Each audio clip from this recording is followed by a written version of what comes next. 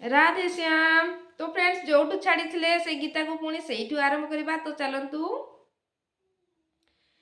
युद्ध अनुरूप मनर धारणा उत्तम मौजा शुभ मंगलप्रद आनंद सुभद्रा पुत्र अभिमन्यु जेतेबेले शुभ आधार आसी जाए सेतेबेले मन भय रचित हो जाए।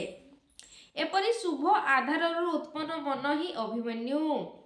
ध्यान रूपी द्रौपदी पांच पुत्र बात्सल्य लावण्य सुदृदयता और सौम्यता और स्थिरता एमाने समस्ते जड़े जड़े महारथी साधन पथरे संपूर्ण योग्यता सहित चलिबार क्षमता स्वरूप अटंती।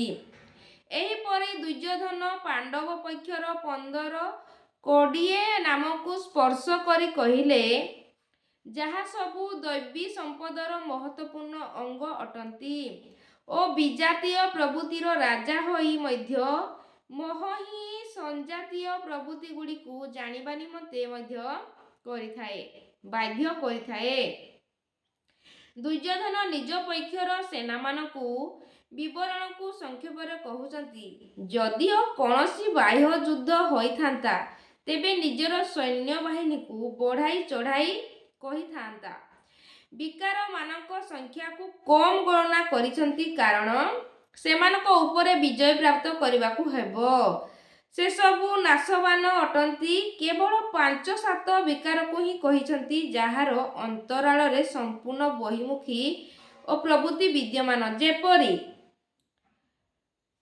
हे द्विजतम आम पक्षरे जो माने प्रधान अटंती सेमानकु मध्य आपण बुझी नियंतु। आपण जानिबा निमंते मोर सैन्य बाहिनी और जीए अधिनायक अटंती सेमानक नाम को मु कहूची। बाह्य युद्ध रे सेनापति निमंते द्विजतम संबोधन असामयिक अटे।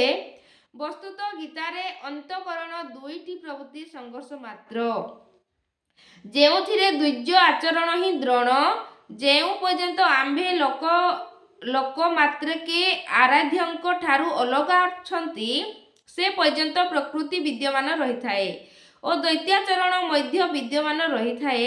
एही दी उपर विजय पाइबा निमंते प्रेरणा गुरु प्रथम गुरु और द्रोणाचार्य ठारू ही प्राप्त होई थाए और अधूरा शिक्षा ही पूर्ण जानकारी निमंते प्रेरणा प्रदान करिथाए और युद्ध क्षेत्र पूजास्थली नुहे सेठारे स्वैर्य सूचक संबोधन हेबा कथा किंतु द्विजतम संबोधन युक्तियुक्त नथिला। वर्तमान विजातीय प्रवृत्तिर नायक केउ माने थिले ताहा वर्णना करूछंती। तो एठी आमे एतिकी रखिबा। तो नेक्स्ट पढिबा कोन कोन कहउछंती आपण मानको भलो लागुची कि नै आपण माने कमेंट माध्यम रे जणिबे। जदि वीडियो भलो लागिची लाइक शेयर सब्सक्राइब करिवे। राधे श्याम। आप सबका मंगल हो। Blessing blessing blessing.